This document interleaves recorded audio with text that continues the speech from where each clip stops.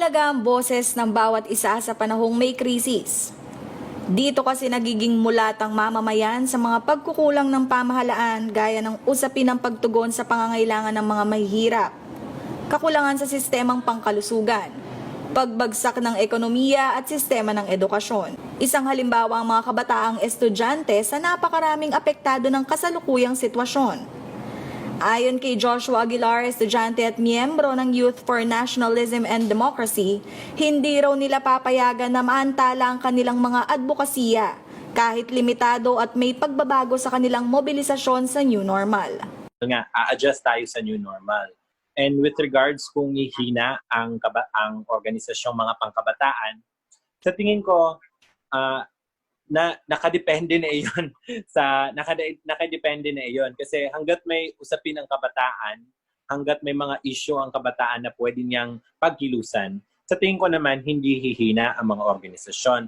Lalo na't na sa panahon ngayon, ang isa sa mga nangunguna sa pag-call out, isa sa nangunguna sa pag-demand ng better governance at ng mas maunlad na paano natin pakikitunguhan ang COVID-19 na problem ay ang kabataan. Mahalaga raw na sa kabila ng kanilang pagnanais na kumilos at mag-organisa ay prioridad pa rin umano nila ang kanilang kalusugan at kaligtasan.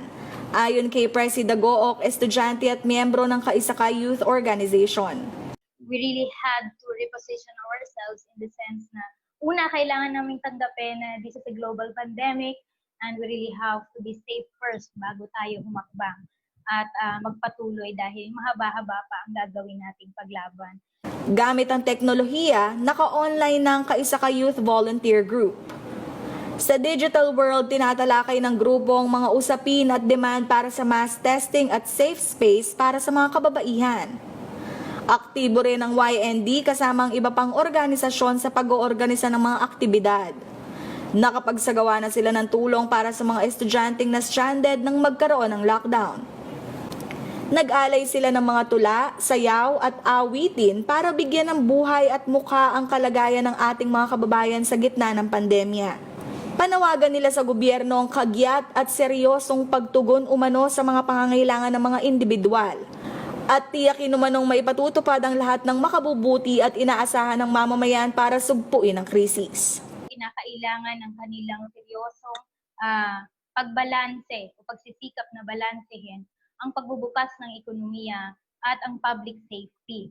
Dapat tiyakin natin na ang contact tracing ay tuloy-tuloy, nagkakaroon ng case clusters sa bawat area kung nasaan ang mga apektado o ang mga exposed na individuals. Ganun din ay ang mass testing. Karen Maurilio, CLTV News.